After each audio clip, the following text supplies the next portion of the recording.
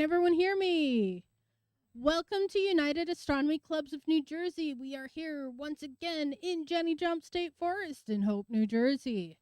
So, because I noticed a couple people still frantically trying to pull in park, I'm going to give them a couple minutes to get down here, get settled, pull up a nice, either unfold their camping chair or pull up a nice picnic blanket and find a nice patch of ground. I do want to welcome not only everyone who is joining us here, but also online, because that's right, we do live stream these to both Twitch and YouTube. So if you're ever like, man, I wish I could add something nice and interesting and mildly educational to do on a Saturday night at 8 p.m., feel free to join us in chat, ask questions, say hi. We do appreciate it. Hit those like, follow, subscribe actions. They're all, most of them are free, depending on which site. But anyway, I also want to encourage everyone, especially those who are new here, check out our website, uacnj.org. It's where you're going to find not only a list of all our upcoming and past talks with links to view our past talks. So if you're ever like, man, I missed that talk on the Fermi paradox, I wish I hadn't, never fear. You can actually click the link and go see it and still ask questions, because I do check the YouTube comments section. You'll also find a list of our member clubs on our website, because that's right, we're actually an organization made up of other astronomy clubs. And one of the easiest ways to foster your love of space science and astronomy is to find and join your local club. So I do encourage everyone to go check them out. There's links to them, like I said, all on our website. And that being said, you might be wondering, what are we up to? Or have other questions like, man, I got a telescope. Now what am I supposed to do with it? Which way do I point it? For all those questions, I do encourage everyone to follow us on our social media, Facebook, Instagram. We have a Discord server. All great places to ask questions, or even just show off your latest photography on, hey, the aurora happened to be out, I think it was March of this year that it had been out. I don't know, or February? One of those months earlier on in the year. But feel free to share those. So it looks like most of us are at least within earshot, if not settled down here. And before we get going, I want to have a little bit of a safety briefing. If anyone needs to use the restroom, that is the porta potty in back to my left. You're right. It is big. It is no longer blue. It is in fact green. I am not colorblind. Someone pointed out, hey, you can't use blue anymore. It is illuminated by red for ease of finding in the dark. We also have a little gift shop and museum area. Feel free to go in, check out things like our display of meteorites. I also have a co-volunteer in there, so feel free to check that out. And you might have noticed a number of sheds when you drove in. Each of those sheds has a roll-off roof and houses its own telescope. The ones with the roofs rolled off are open and have a volunteer manning them. Feel free to ask them what they're viewing through the telescope, and also pester them with any interesting space questions you might find. Say how many you can stump them on. Trivia. It's fun. We are in a state forest, so it will in fact get dark. Keep with that in mind. Any flashlights or cell phone lights we might be using, we ask that you try and keep those pointed towards the ground, because it's no fun getting blinded by someone's neat flashlight rave tricks. There's a time and place for those. Here is not one of them. That being said, for everyone who drove here, which are a number of you, please use your headlights. We prefer not getting run over. I'm sure you feel the same way. No one needs that paperwork, and no one needs those medical bills. So, especially as it gets dark, use your headlights and watch out so we're not accidentally hitting people, and people be mindful that there may be cars coming and or going as the night progresses. With that being said, you're not here to listen to me blabber on for forever. You're actually here to listen about the 4-year update for the James Webb Space Telescope given by Walt Windish. Walt has been interested in astronomy since he saw the Pleiades as a Boy Scout. He bought his first telescope in 1985, just in time to see Halley's Comet. Walt is a member of the North Jersey Astronomical Group and the Rockland Astronomy Club, and he's been volunteering here at Jenny Jump for over 20 years. And with that, here's Walt. Thank you, and welcome. How many of you are camping out tonight? All right, nice. Got a great weekend for it, I think, as long as you didn't come yesterday. Well, I've been giving talks. I give about 5 or 6 a year, and I've kind of fell into the rhythm of doing an update on the James Webb Space Telescope. And this is my 4th talk. It's the 4th year of images. And, you know, it produces so many images that really, I just kind of pick the stuff that interests me to talk about. It barely scratches the surface. My hope is that some of you will be interested enough to go look on the web and search stuff out. Today's talk is derived completely, the images are all from NASA, James Webb, European Space Agency, all their sites. It's all public domain stuff that you can look at. After all, as taxpayers, we paid for the stuff up front, and we own it. So far, the telescope has produced 900 terabytes of publicly available data. And that's resulted so far into 2,600 research papers. So truly, I am just scratching the surface. I'm just picking some pretty pictures that I like to talk about. The Space Telescope was launched Christmas Day, 2021, a little after 7 a.m. It cost us $10 billion, and it's a joint project between us, European Space Agency, and the Canadian Space Agency. The first 5 images were released by this telescope, released by July 12th, 2022.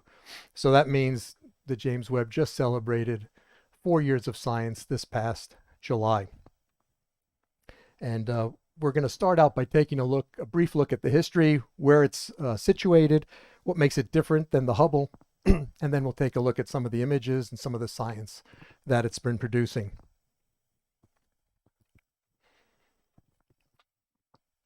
Excuse me. Now, the James Webb Space Telescope is very different than the Hubble. It even looks different. The Hubble still looked like something you'd imagine a telescope to look like, a tube with a cover, the primary mirror sitting down below, and it just looked, you could tell it's a telescope. But the James Webb is a very different deal. There's no tube. The primary mirror just sits out there with the secondary suspended above it. And it uses a complex sun shield system, about 22 meters by 12 meters, so about the size of a tennis court, unrolls underneath it to protect it because it's an infrared. The Hubble was mostly visible. This is an infrared scope, so infrared means that it's looking for heat. It's not looking for visible light. And so it's very sensitive to heat. We designed it, I didn't design it. It was designed to look deeply into the universe, to try to look at galaxies and objects that are as close to the Big Bang as possible, which means you got to really see deep into space, and you're looking at some very faint objects obscured by dust, which is the infrared helps us. And also some of the objects, the farther an object is from us, the faster it's moving from us. And the spectrum is redshifted. It heads towards light. And the furthest objects are so redshifted, the visible light is totally redshifted into the infrared. So it's a very interesting problem they have there. So the Webb's primary mirror is about 25 square meters, which is almost 270 square feet. The mirror is broken into 18 segments with a focal length of 131 meters. The mirror is made of beryllium, and it's plated with gold. And as big as that mirror is, the gold coating weighs less than 2 ounces. So that's a really, really thin coating they got there. The Webb mirror is about 6.25 times more light collecting area than the Hubble. So it's quite an upgrade in resolution and optics. And here's another huge difference. The Hubble orbits the Earth at about 355 miles above the surface. So we sent a space shuttle up there with astronauts. We even sent astronauts up there to do repairs on it. It was very easy to get to. But the Webb sits at this cool spot called the Lagrange point, and it's just under 1 million miles from Earth, so 4 times the distance of here to the moon. So it was launched by rocket and took quite a ways to travel 1 million miles to where it was going to be deployed, and it took another 5 months from launch to get it out there and get it deployed. A very complicated deployment. They had over 200 single point failure possibilities, which is, you know, unbelievable that they were able to unroll it and not have a problem. And if you haven't guessed by now, we're not going to be sending astronauts up there to fix it. It's unless Elon Musk has some kind of new device that he'll sell the government cheap, I'm sure. So simply put, a Lagrange point is a special spot in space where the gravitational forces of a two-body system and the orbital motion of those bodies balance each other out, and they form a nice parking space. You can kind of think of it as a gravitational eddy. Like when you see a stream, there's a little area that's not affected by the current. That's kind of what a Lagrange point is. And each two-body system has 4 points. And the Webb actually orbits around Lagrange point too. So the advantage is it's far away from all that space junk that we keep orbiting around the Earth. The disadvantage is sometimes garbage can collect at the Lagrange point, but nothing like what's orbiting the Earth. You could never send up and deploy the James Webb at a low Earth orbit. It just wouldn't work for a whole bunch of different reasons. And by the way, L1, you see there's where we've parked the SOHO observatory, the solar and heliospheric satellite owned by NASA and ESA. That's the one that'll give us about a 20-minute warning if we have a great coronal mass ejection from the sun. We can actually see it with telescopes, but as it passes that Lagrange point 2, Lagrange point 1, we'll get an accurate reading of how strong it is, and we'll have about 20 minutes, which is not enough time to really react. Yeah.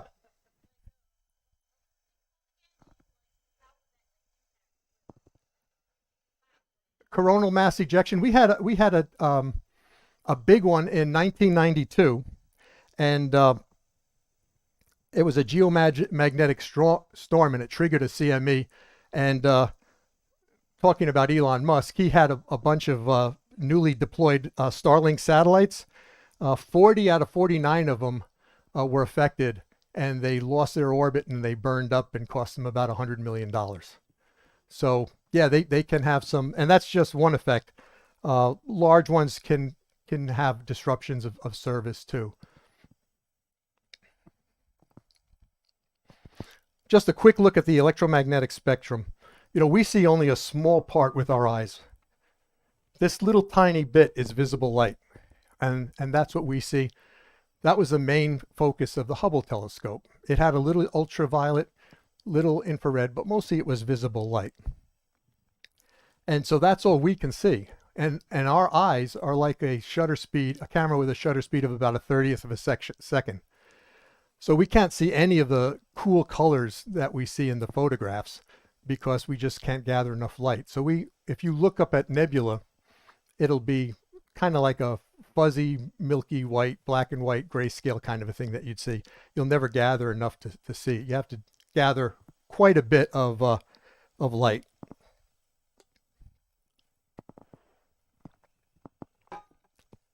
But outside the visible light spectrum, we have infrared, we've got microwave, radio, lower frequencies are ultraviolet, all the way to gamma ray.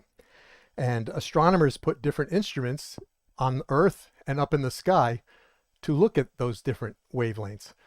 And we get all kinds of different information from different wavelengths. And sometimes they combine 2 or 3 data sets at different spectral lengths to give us a really informing image. And we'll see a couple of those. So the James Webb Telescope operates in the near and the mid infrared. No visible light. It's strictly an infrared instrument. And that cuts through a lot of the dust in space. Yeah.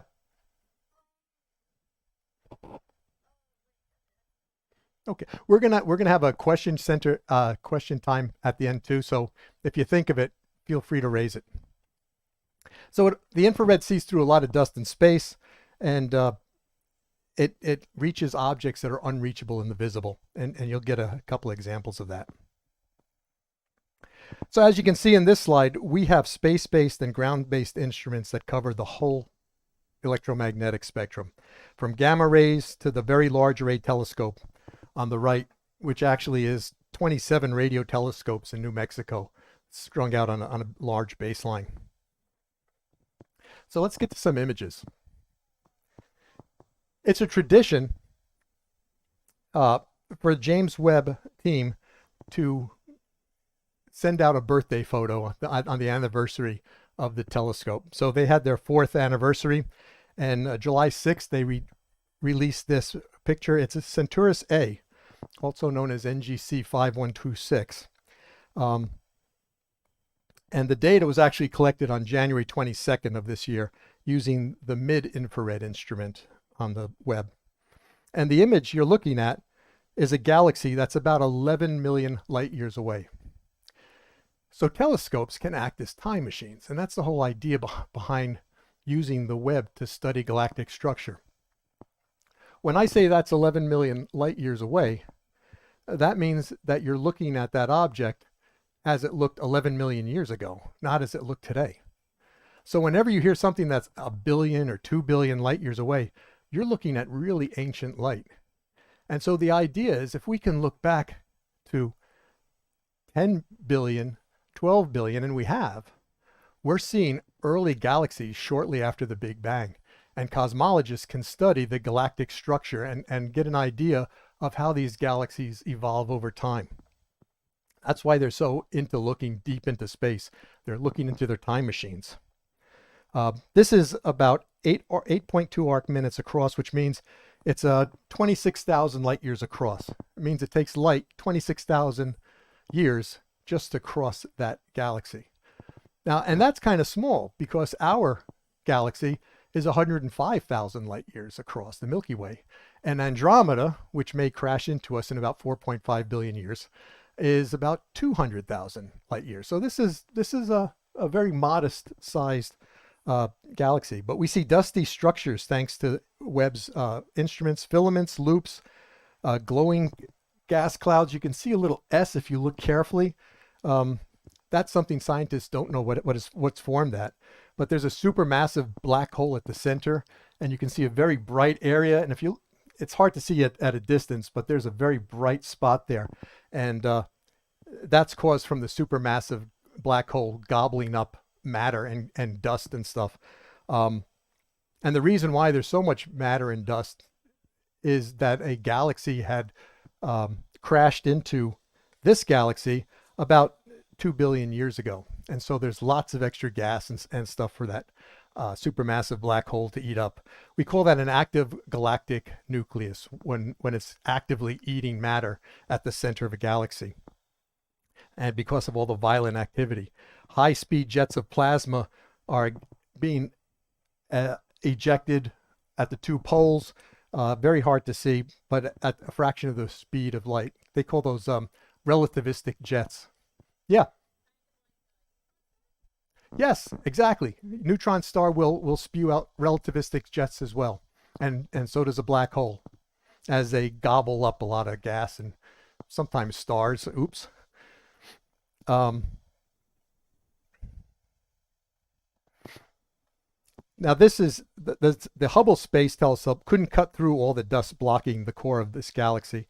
This actually is another image. It's produced by the now retired Spitzer Space Telescope. This was another infrared space telescope, but it didn't have the resolution of the James Webb, and you can really see the difference in detail between the old Spitzer infrared and the new James Webb.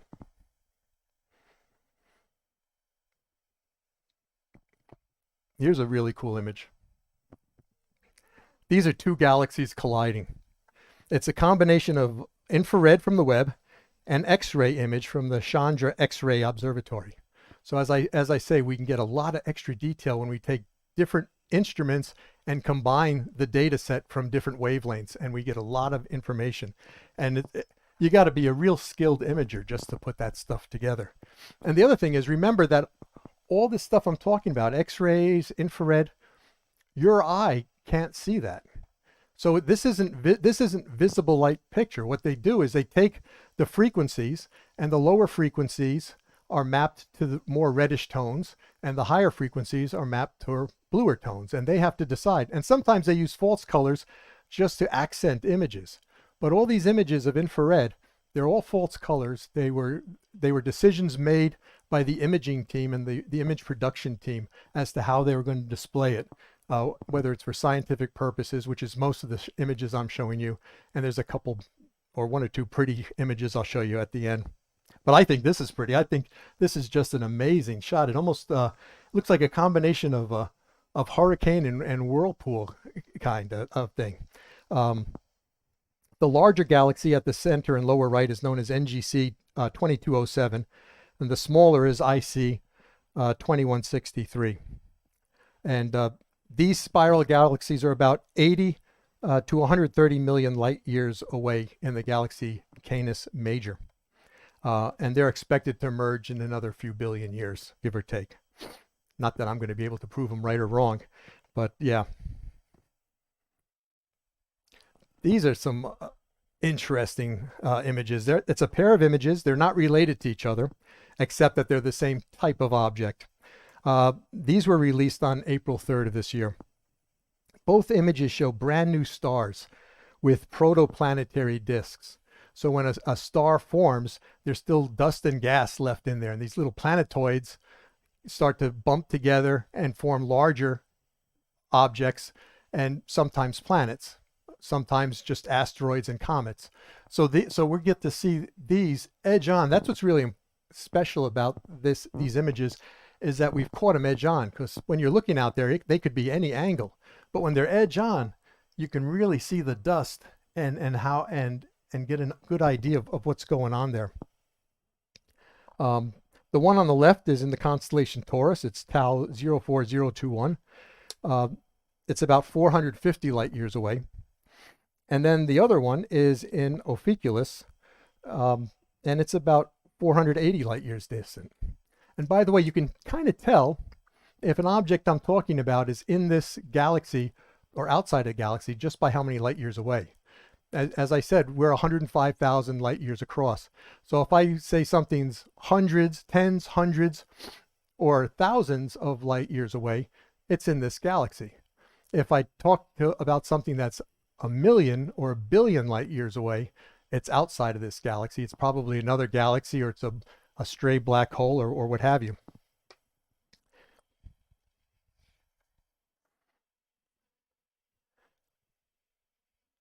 So both the near and mid infrared instruments were used to make these images, and also some visible data from Hubble was also used. We had some images of these objects in the archives, and so you're really looking at two different wavelengths of infrared and visible light all put together to make these images.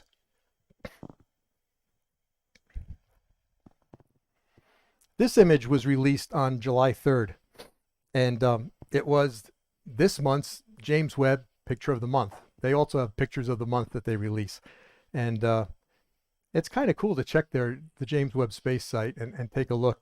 There's also an astronomy picture of the day, APOD, which you could subscribe to, and they're really gorgeous pictures. A lot of them are for the web, but they're from all over the place.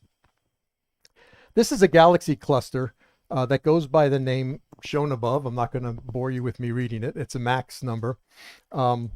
This cluster is 4.4 billion light years away, meaning, again, that we're seeing this cluster as it looked 4.4 billion years ago. It's actually two subclusters of approximately the same mass, and they're merging together. The European Space Agency site notes that these two subclusters have already slammed into each other and have now traveled a million miles apart. So they're doing like a sumo wrestling kind of thing. And they will come back together and they'll finally merge. There's a lot of hot X-ray radiation produced by this dance. And the two anchors of this cluster are the two elliptical galaxies that look like eyes. You could see it looks like kind of eyes. And, you know, one of the telltale signs that you're looking at a really supermassive cluster is that you'll see signs of gravitational lensing.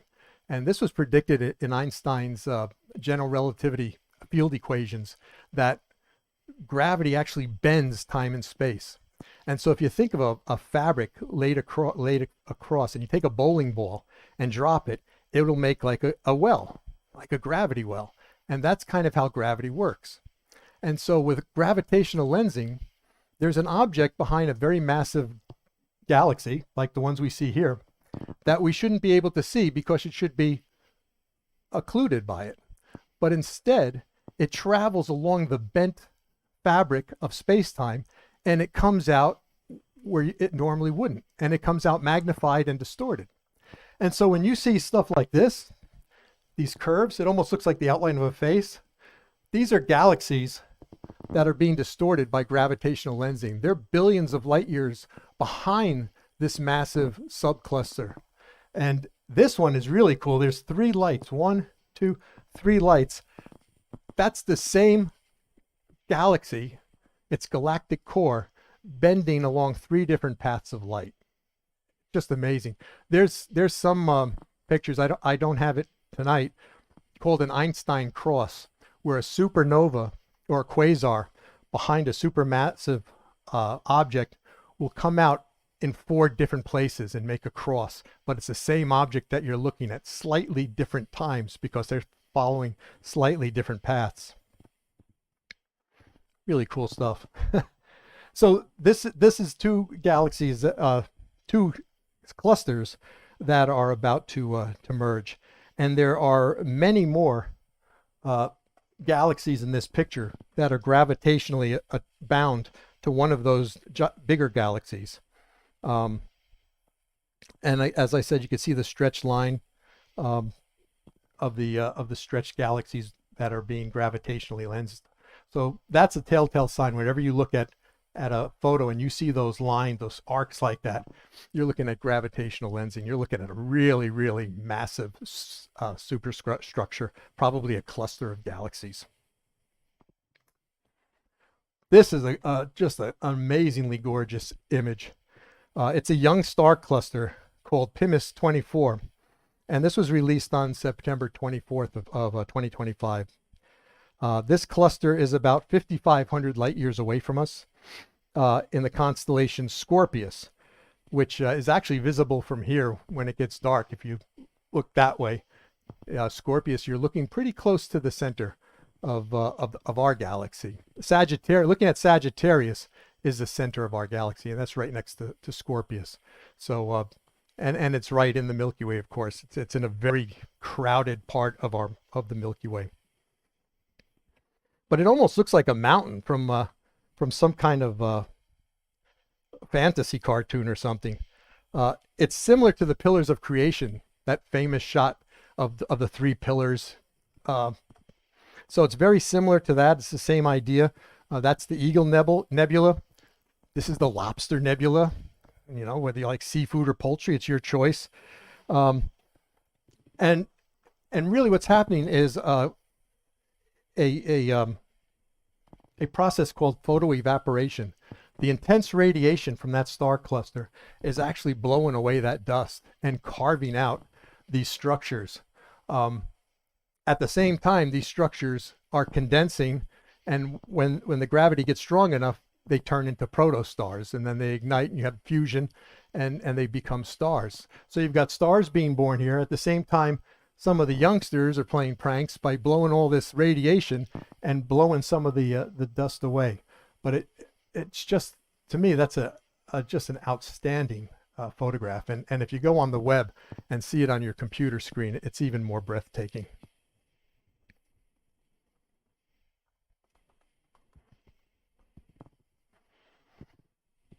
So back in the 1990s, and yes, I'm old enough to remember that,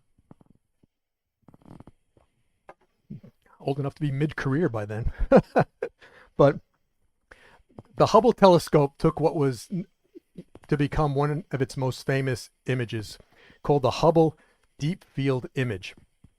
This isn't it. This is a James Webb, but the Hubble Deep Field Image showed in one image 1,500 galaxies plus. That it just pointed to an area that it thought was empty, and came up with 1,500 galaxies. And the amount of space that was covered by that image is the same amount of space that would be covered if you hold a newspaper at arm's length and looked at a period at the end of the sentence. That amount of area in the sky is what was covered by the Hubble Deep Space photo, and he came up with 1,500 galaxies. It was just amazing. At that time, people had seen nothing like it, and it was totally unexpected that we were going to see that much. So this image, released on August 1st of last year, is the same area from Hubble, taken with the James Webb. And so now, instead of visible light, this one's taken in infrared light, and under higher resolution, of course. The image was made using the mid-infrared instrument for nearly 100 hours of total exposure time.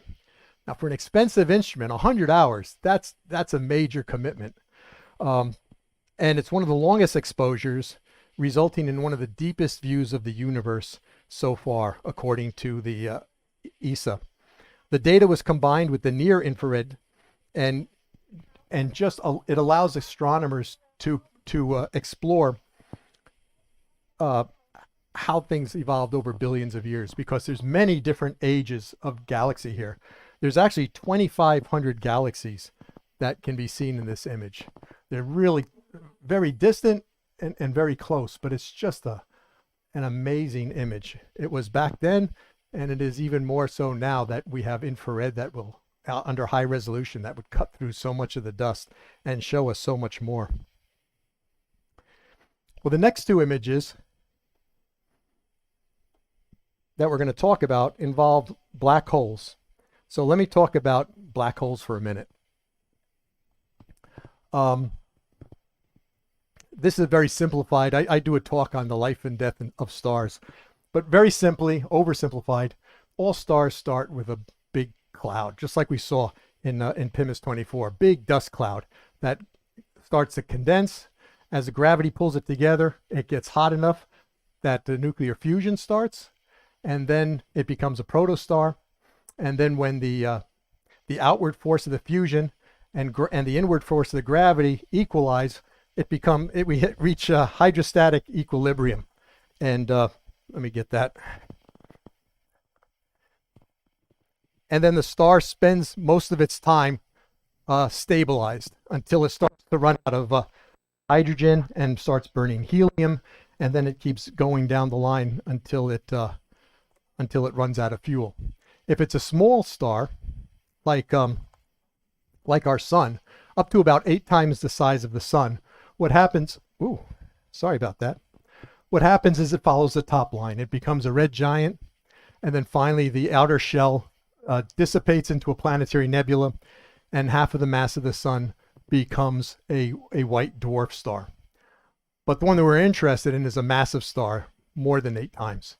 The massive stars, they turn into red supergiants, and then they keep burning and burning till they get to iron. Iron's the first element that requires more energy than it gives off. And what happens is you have a core collapse. So it's a core collapse supernova. It just collapses in itself, and boom, you have an explosion that can outshine the entire galaxy. It's so intense. If it's up to about 60 solar masses, give or take, what you get is a neutron star. If it's over 60 solar masses, what you're left with is a black hole, which is they call it a singularity. The math shows it to be infinite density, although I would say there's no infinite in nature, but the math shows it to be infinite density. It's super dense. You can't even imagine how dense that is. And so that's how a black hole is formed. At least that's the model. They're starting to change their ideas, as you're going to see, about what comes first, the galaxy or the black hole. Right now, the standard convention is the galaxy comes first. You got a bunch of supernovas, and then you have a black hole, and the black hole starts eating the gas and the stars around it and gets bigger and bigger, but the galaxy comes first. That's the standard cosmological model. But as you're going to see, there's some stuff that's been making scientists scratch their head about, is there anything really standard? So here's some, you can't image a black hole. The light does not leave a black hole. But the light, there's light around the black hole, so you can see a silhouette of the black hole if you've got looking in the right place and the right conditions.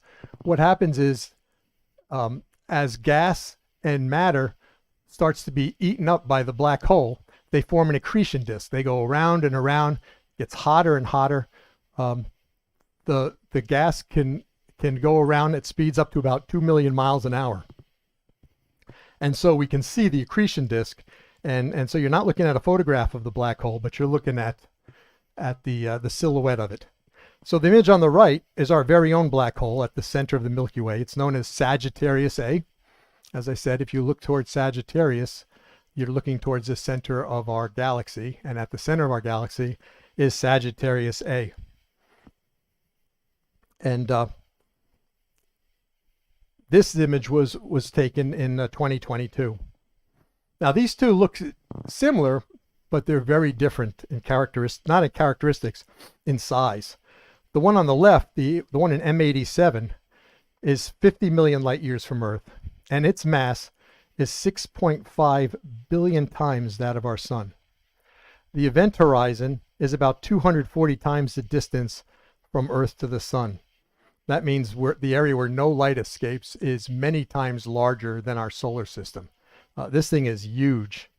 And as I said, the bright area around it is emitted by dust and gas as it spirals into the black hole. The image on the right at the center of our own galaxy is 4.3 solar masses. So 4.3 solar masses versus 6.5 billion solar masses.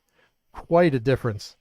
And compared, and the glowing disk of our black hole would easily fit within the orbit of Mercury. So we're talking about a much smaller black hole in our own galaxy than this one in M87. M87 was the first one that we really got to image. It was amazing. So now on to the discoveries. I just wanted a quick primer on black holes. So this, to me, this is probably the most amazing discovery of the year, probably because I'm kind of partial to black hole stuff. But this was found, this is actually a Hubble photograph, and it was found in the archives. A lot of times discoveries are found just by astronomers going through the archives of both the Hubble and the Webb and saying, what is this? We should look into this a little more. So at first, this was dismissed as an imaging artifact. They just thought that it was some kind of bug or something caused that, because nobody knows what something like that would be. But spectroscopic observations done from the Keck telescope in Hawaii revealed that what we're looking at is a chain of young blue stars, 200,000 light years long. So almost twice the size of our galaxy is wide. That's how long that chain of blue stars is. That bright object on the bottom left, it almost looks like the head of a comet. Well, that turns out to be a black hole that was ejected from the galaxy on the top right. So this is the first instance of a runaway black hole. NASA likened it to a game of billiards between three massive black holes. I've seen theories that say two black holes were involved. Definitely, there were two galaxies that collided. And whether one of the galaxy had a binary black hole and the other one had a single, or there were two singles, is still up for debate.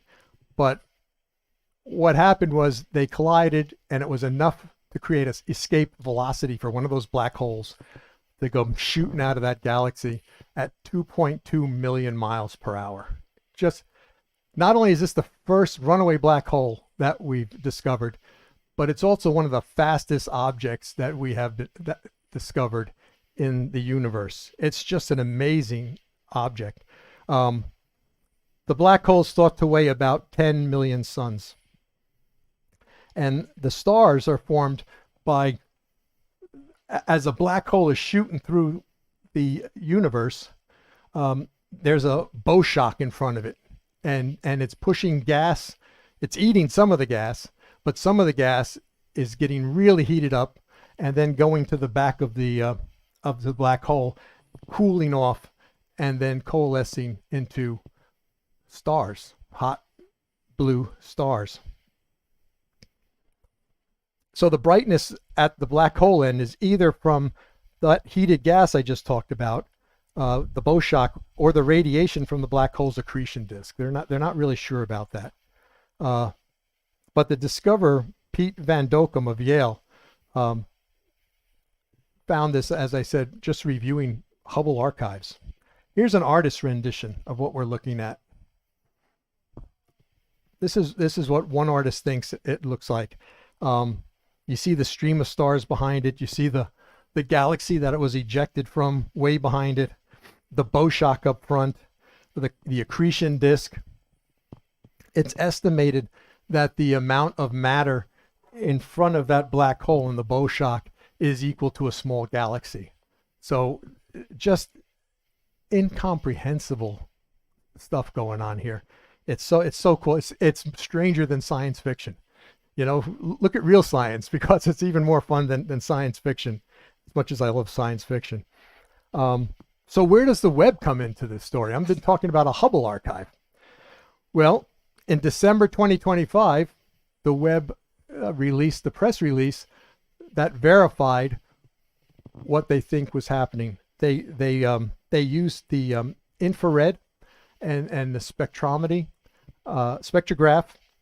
and they confirmed that what we're seeing is a whole string, 200,000 light year string of young blue stars and a black hole in the front. As I said, it's estimated the black hole is moving at 2.2 million miles per hour. That was also confirmed. That's like covering the distance between us and the moon in 14 minutes.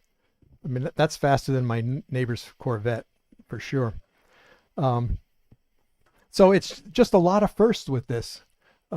First runaway black hole, first object clocked at 2.2 million miles per hour. That's 3,000 times the speed of sound. And it's already traveled 230,000 light years from the galaxy of its origin. So Peter Van Dokkum, the discoverer, remarked that the forces that are needed to dislodge such a massive black hole from its home are enormous, and yet it was predicted that such escapes should occur, predicted by Einstein's theory of general relativity. So as I said, there's a couple of theories of how this happened. They all involve colliding galaxies and then black holes bumping up against each other like billiard balls and shooting out. So to me, that's the winner for me for the year.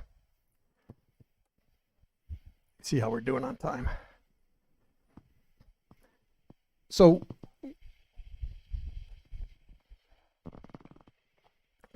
the Webb telescope was specifically designed to explore what they call cosmic dawn, the earliest parts of the universe, earliest time of the universe that we can see. And so that's basically about 50 million years to 1 billion years after the Big Bang. Right now, they estimate the universe at 13.8 billion years. So we're talking somewhere around 13, looking back 13 billion years. That's what one of the major objectives of the Webb is. About halfway through the first year of imaging, in December 2022, the Webb telescope revealed a whole bunch of these small red objects, soon to be named little red dots.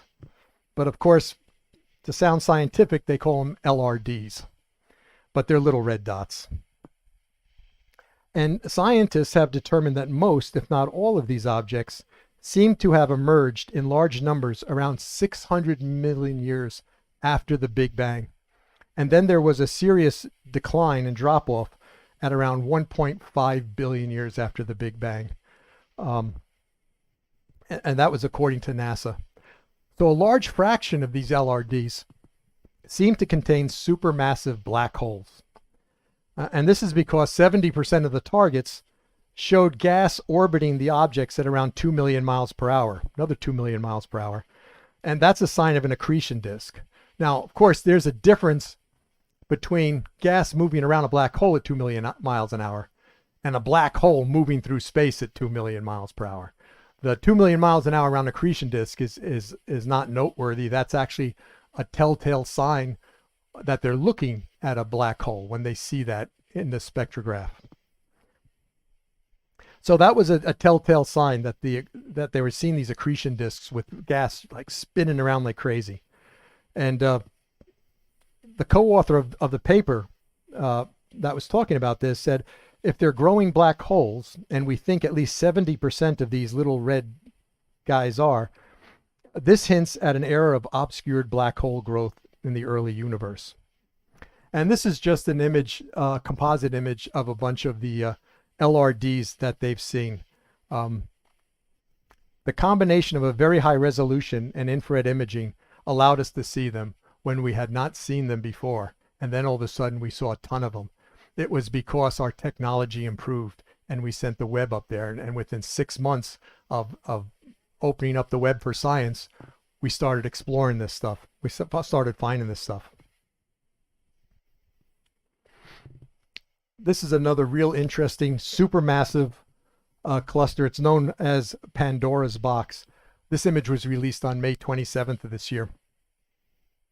Pandora's cluster, or Able 2744. This image was taken with the NIRCam. And there's an object in there called Able 2744 QSO1. And it was one of the first little red dots that were discovered. And as I mentioned, this is a whole new class of object since it was discovered. So QSO1 is about 1,300 light years away from us. And it dates back to only about 700 million years after the Big Bang. And Pandora's cluster is so massive that it acts as a gravitational lens. We've got another gravitational lens. And this QSO1 object was found 3 different times. You can see the 3 boxes, A, B, and C, reading from the bottom to the top. A is the most clearly seen example, but they're all the same object being gravitationally lensed by the massive galactic structure in Pandora's cluster. According to NASA, what we're looking at is a supermassive black hole, about 50 million times the mass of our sun. And it's surrounded by hydrogen and helium with some heavier elements as well, like oxygen. But supermassive black holes, like the one at the center of our galaxy and most galaxies, the black hole itself makes up only a very small, less than 1%, a fraction of 1% of the total mass of the galaxy. And what we're seeing with these objects is this object has 2/3 of the total mass of the galaxy.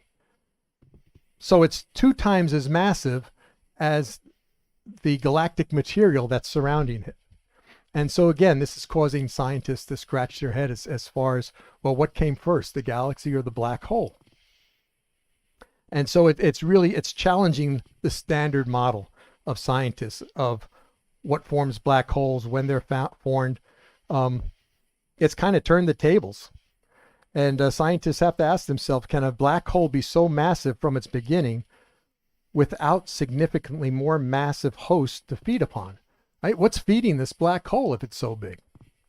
So in other words, this is considered to be good evidence. It certainly needs to be peer reviewed and we need to do more research, but it's good evidence for primordial black holes, or what they call direct collapse black holes that happen from a direct collapse of a very massive cloud of gas rather than as a byproduct of a supermassive star going supernova. And so this has just opened up a whole line of inquiry for scientists to study and find out what is really going on. The image of Pandora's cluster is actually 4 images stitched together. There's about 50,000 individual sources of light in that picture if you were to really look at it with a good screen. I'm going to skip this one because we've only got 10 minutes. So let's switch gears and talk about a new exoplanet. A new exoplanet has been discovered in a familiar system, Beta Pictoris. We've known about a couple of gas giants in that system already, but this new discovery was hard to find because it laid in one of the brightest patches of debris. Remember those protoplanetary disks that we saw in that other picture? Well, you can see the dust. This whole system is only about 23 million years old, so it still has its protoplanetary disk, and so this particular exoplanet was hidden within that disk of debris, and it's a perfect place to study young planet formation. This is about 63 light years away from us in the constellation Pictor, which is negative 51 degrees. So that's really, you got to go down under to get a good look at this. You're not going to see it from up around here. It's way low. So NASA reported this newly discovered planet, Beta Pictoris d. It's about twice the size of Jupiter. It's the smallest of the three gas giants in the system, and it orbits at 30 times the distance between us and the sun. So it's really like the distance of Neptune from the sun. That's where this Beta Pictoris d is. The planet was found accidentally as astronomers were using the near-infrared spectrograph to measure one of the other two planets, and all of a sudden they found this. They found direct evidence of water vapor and methane, and so that was a big deal. One of the biggest deals about it is that this is the first directly imaged planet discovered through spectroscopy of its atmosphere. So this is a brand new way of discovering exoplanets. It was the first time that they discovered it by seeing the fingerprints of its atmosphere instead of seeing an occultation, seeing it pass in front of a star, or there's sometimes you can directly image exoplanets. But so this is a totally different way of finding it, and that's why this one in particular is noteworthy. Here's a dramatic image of some bright protostars, some brand new stars in the young star system FS Tau. The Tau in the name designates that it's in the constellation Taurus. And this image was just released on July 2nd, just in time for July 4th. It kind of looks like a July 4th kind of a picture. The reason why those diffraction spikes are there, when you have a really bright star, the hexagonal shape of the mirrors of the James Webb will put those diffraction spikes in there, as well as the struts that hold the secondary mirror up. So you usually get eight diffraction spikes. So the largest diffraction pattern, just to the left of center, is actually a pair of protostars known as FS Tau A. It's about half the mass of our sun. And just to the right of the center is and it's slightly more orange, is FS Tau B. And it's believed that this star on the right is responsible for a lot of the orange outflows in the molecular hydrogen and the soot-like polycyclic aromatic hydrocarbons, according to NASA. Give you an idea of the difference between a Hubble shot and a James Webb site. That's the exact same object side by side. So you can see the Hubble is very useful as far as picking up the structure of the clouds, of the gas and the dust, and also of that. That's not a relativistic jet.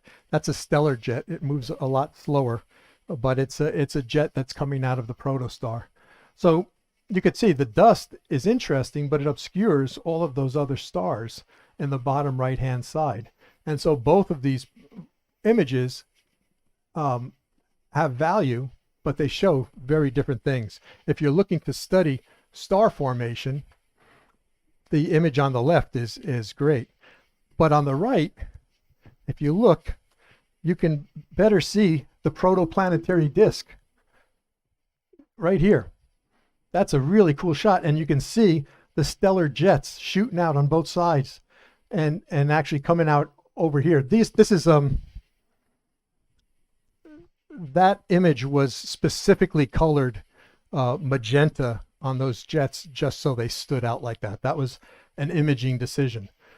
But you can see, you really get to view that protoplanetary disk on the Hubble shot where you really can't see it. You can see a hint of it in the Webb shot, but not nearly with as much clarity. So this is a very interesting system for astronomers to study regarding how protoplanetary disks evolve and also how protostars evolve.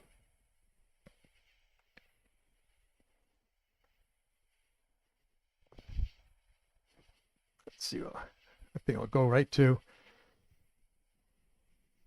our final image for tonight is Cassiopeia A. It's a supernova remnant. That means it's what's left behind after a star went supernova and exploded. It's known as Cassiopeia A. This was published in January of 2024, so it doesn't fall within our 1 year spectrum, but you'll see why I'm including it. This is a combination of data from the James Webb and from the Sandra X-ray Observatory. It's combined. And this was done to study the area of debris known as the green monster down below. And yeah, it was a nod to Fenway Park. The Chandra X-ray satellite is run by folks in Harvard. So what do you expect? They came up with the green monster. But according to NASA, astronomers have concluded this was formed by a blast wave from the supernova slamming into material surrounding it.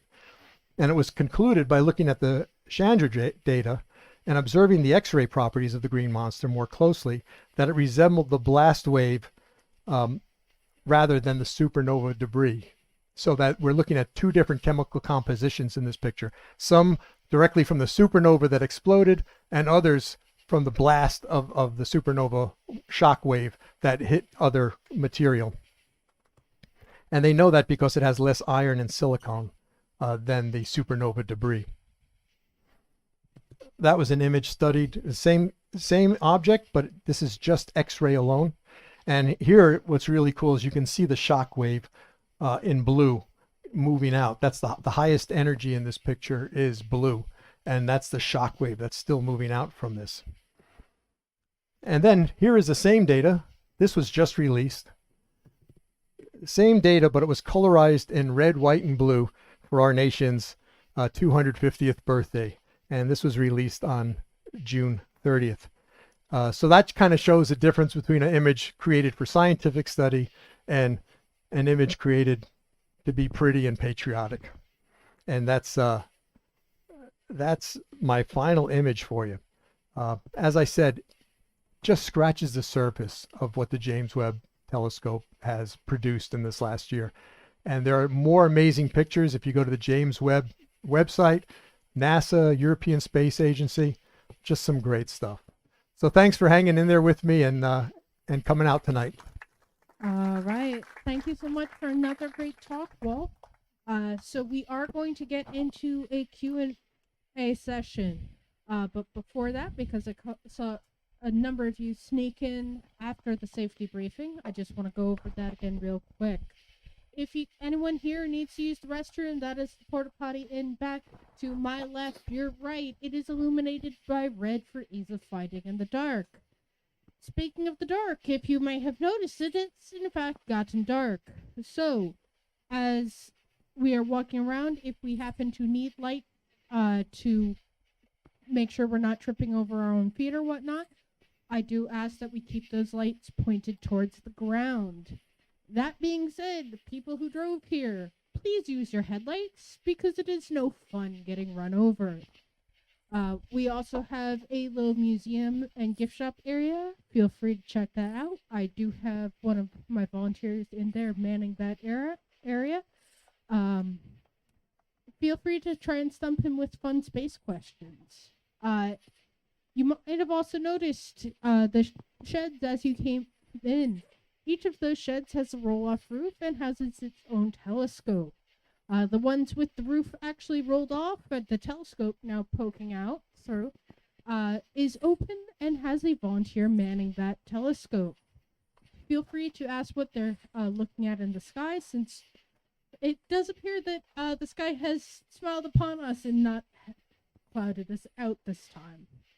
So, for people who are sticking around for the question and answer session, how it's going to go, the people here, you're going to raise your hand and wave it about like you just don't care until I get to you with the microphone. That way everyone can hear your question, including our online people. Because sometimes we have questions, but might not be brave enough to ask them. And let's face it, how we learn is asking questions. Online people, you have it easy. You just type in chat and I read them out. And I'm going to get us going with our first online question, which was, would the James Webb potentially work better with a tube shielding it from stray rays? I don't, I think that sun shield that's the size of a tennis court is doing a great job. It might work better. It's just impractical to haul a big tube like that a million miles. I think their design works great, as you can see. So there's really no need. A little tube might help it a little, might even protect the mirror a little bit from little micrometeorites. That might be the biggest benefit that are coming into that Lagrange point. But I think as far as the performance, I think it's top notch. All right, and I see a question out here. Yeah, hi. Hi. I was wondering, why don't they just make the, you were saying, it was a better resolution on the James Webb because the light catching area was, bigger. Mhm. So why don't they make, space telescopes with a bigger light catching area? Is it, a cost issue, or does it, just not help anymore? I think it's cost and design. When they put Hubble up there, it would have been impractical to put something as big as the James Webb. They needed to figure out a way to get it to the Lagrange point, and the Hubble did a lot of great science, and now what they're doing, they're using what the Hubble came up with to pick out some targets for the James Webb, and who knows what the next generation will have in store. But yeah, I mean, astronomers always say, it's not the magnification. You see supermarket telescope saying 1,000 magnification. It's the size of the light bucket. It's the aperture that counts. And so we're always chasing for bigger aperture, and so are the professionals. So we'll see. Maybe they come up with a new idea. You notice the Hubble was one mirror, and now we've come up with 18 hexagonal segments. So that was a real advance, and that's a lot of the telescopes in Hawaii and the like have that as well. And they even use lasers to see how the atmosphere is, and they correct those slightly to compensate for the atmosphere. So the technology on these things is amazing. Yeah, part of it is mostly getting it out there. Keep in mind, when we sent Hubble up, we basically were able to kind of help put it together and repair it to some extent, I believe, at some point. We did not have that option with James Webb Space Telescope.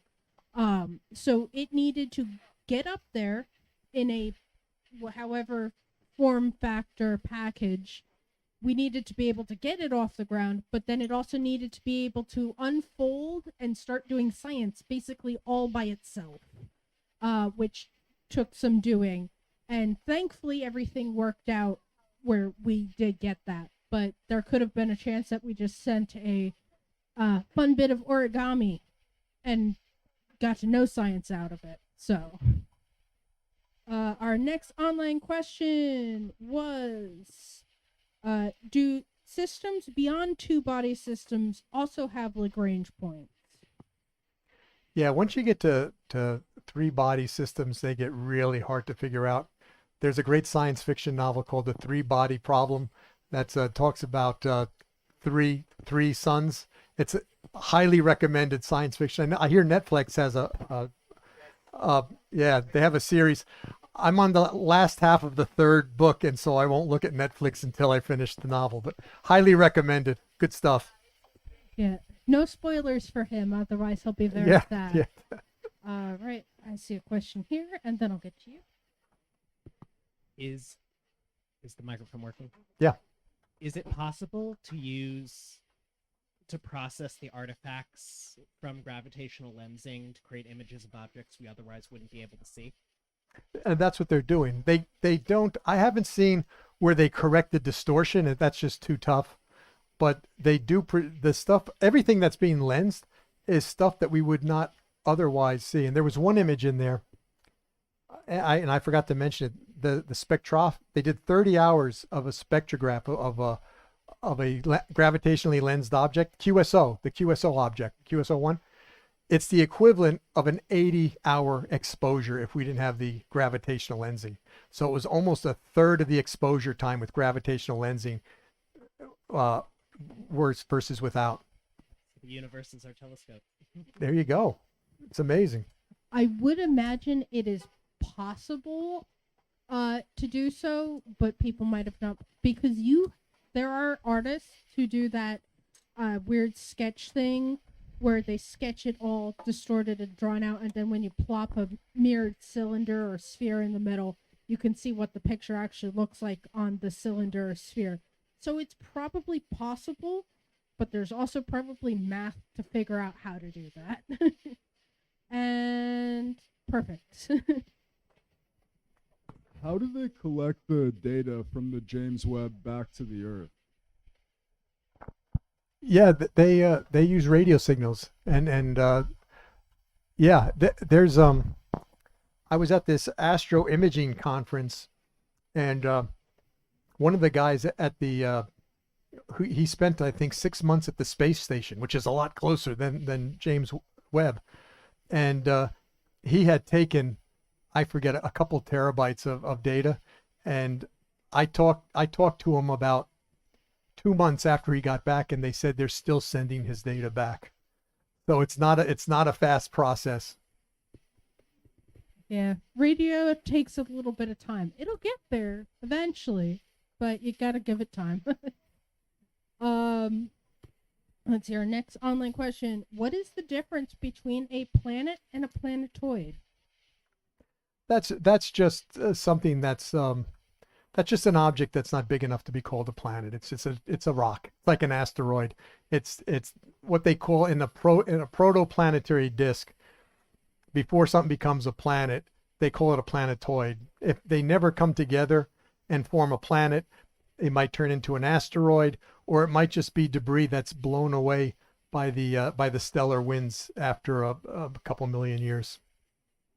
Questions? Keep in mind, I'm like the Jurassic Park T-Rex, so my vision's based on movement. At least a couple people laughed about that. One question in the back.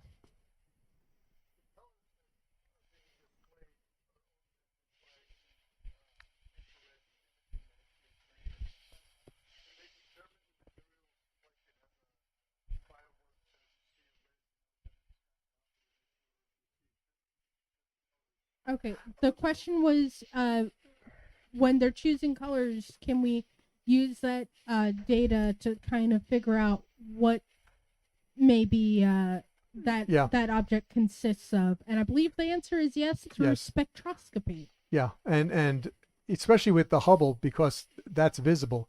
Hydrogen is usually displayed as red. Invisible, it comes out as red. I photograph objects, and I use a hydrogen alpha filter that brings the red out. Oxygen's usually green. Then you have other colors for other elements, and they do that as well with infrared. Infrared, there's a lot more in play, because the person who's creating those images has to decide how they're going to color map it. They could go with the longer the wavelength, the redder the object, the shorter the wavelength, the bluer, just like the regular rainbow, or they could specifically color code things to bring elements out that they want. But with infrared, the image production team has a lot of play with that. Do they have a standard coding, or is it just up to the individual who's playing in the software? There is a standard coding. I had a couple written down. I don't think I can find it, but green for oxygen, red for hydrogen is a standard. It's what we find actually in nature. I think Yeah, I one of don't- them's the Hubble palette. You can definitely Google up standardized coloration for astro images, I believe. Yeah, the Hubble palette is a set of colors that make a amateur astrophoto look more like a Hubble photo. I don't think.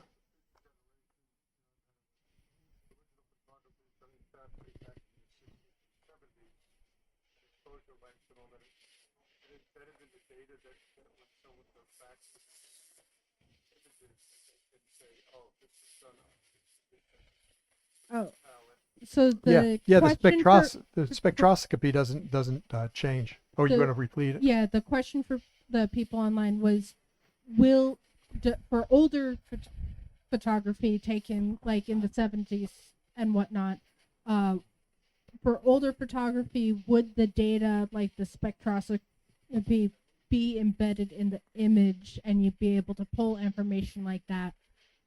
Anything's certainly possible. Whether it's actually done, or I personally don't know. I don't know whether you know. Visible light is easier to preserve, as far as the elements and the color of the elements that you see. In infrared, a lot of it is the spectrograph, and that data is you start to look at lines of absorption and emission, and each element has a specific absorption or emission pattern, depending on whether the electron's being excited and giving off energy or absorbing energy as it goes down to a lower energy. But All right.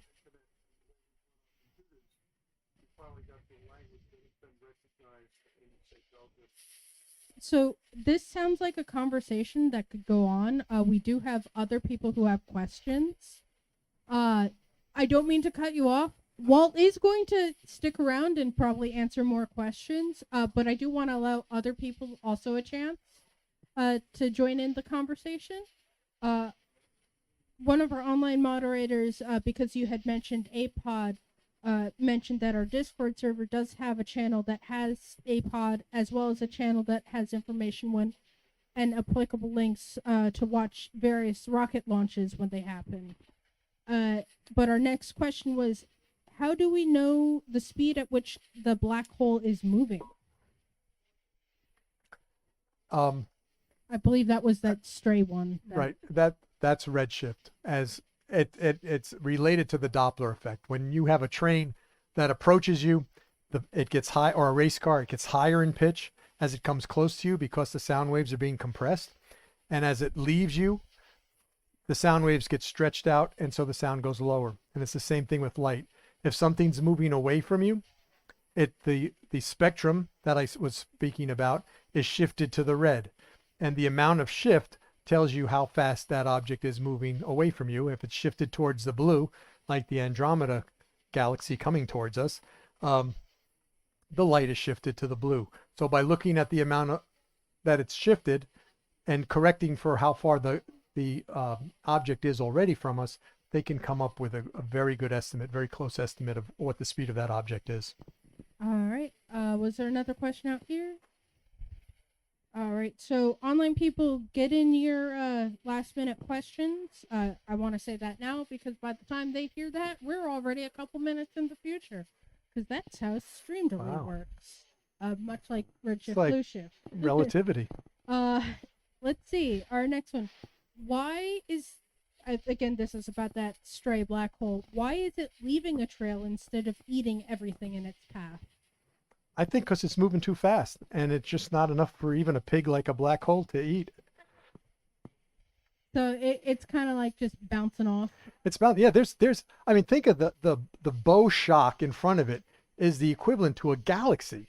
I mean, that's not just a little thin line of matter. That's huge. And it's being pushed to the side and then cooling and then turning into stars. And what the black hole reaches, it's at an all-you-can-eat buffet, but there's just too much to eat. Right. Let's see. None. Okay, so our next online question. Isn't the only reason we can study the protoplanet, exoplanet, because we're looking at the past, since it takes light time for us to get there? And if that's so, white, how might that's worded weird? Yeah, I'm not. How might we estimate where it is in actual time? Like, has it potentially formed life and have space looking, if not faring civilization? Well, it's not that far away. I mean, to turn into a planet and then to have life is eons, and so there's not that much of a delay. That if it's a couple hundred light years away, it's a couple hundred years away. It takes Okay. a lot longer. I think that the confusion was we're used to thinking in couple 100,000 light years away when we're talking about James Webb, and not realizing, oh no, we're talking about something much closer than. Yeah, we're talking 600 to 800 light years on those protoplanetary disks. They're not in another galaxy, which would be a lot further away. Yeah, so that's like, hey, we're back in British colonial era, not or like Egyptian pyramids era, not like, hey, start of the Earth era. Cool. All right. Any last minute questions out here? All right. Oh, one in the back. Uh, Not to the top because we couldn't see the top, but I think this time of the year there's Perseid's meteor shower. How is the viewing from here for that? Like, can we see the meteor shower tonight, or The meteor shower is, I think it's Wednesday night. I think it's the 12th. It's not. You might see, a meteor shower is moving into the debris left by a comet, and so you can see some. You might see a meteor. I mean, just on a regular night, if you're looking up long enough, you'll see a meteor. Last time I was here, I saw the International Space Station go overhead. That was pretty cool. This is I live in Wayne, and this is the closest area where I can see the Milky Way from my house. That's an hour drive. So on a really good night with no moon in the sky, which the moon's already set, you can see the Milky Way. You can see Sagittarius, Scorpion. You can see some really cool stuff. We have people taking some amazing astro photographs here. So yeah, it's there's darker skies, but this is close to as good as it gets in New Jersey. So also, Wednesday might be the peak. 2 little blips going over in a night. So if you're looking, especially during meteor showers, that just tells you, hey, there's a greater chance of seeing them in this particular area of the sky. But you're almost guaranteed to see one of Elon Musk's satellites or one of the Chinese satellites. Those are there. It's a couple times an hour. It's crazy. All right. Any more questions? All right, thanks. I think you're All going to have some good viewing. Yep. Enjoy. All right. Thanks. Once again, thank you, Walt, for another great presentation. Thank you, everyone here and joining us online on Twitch and YouTube. Do us a favor, if you've not been here before, do hit those like, follow, subscribe buttons if you're joining us online. It does help us greatly. If you're feeling extra generous, we are a nonprofit organization, and all this free outreach is made possible, to steal a phrase from PBS, by viewers like you. So we do want to thank everyone who has supported us and whatnot, and helped us with our fundraiser, because we're also fundraising to break ground on building a new observatory shed for our 25-inch telescope. I have more information on our website about that, so you can check that out at uacnj.org. And with that, everyone have a great night. Enjoy the stargazing and clear skies and good seeing.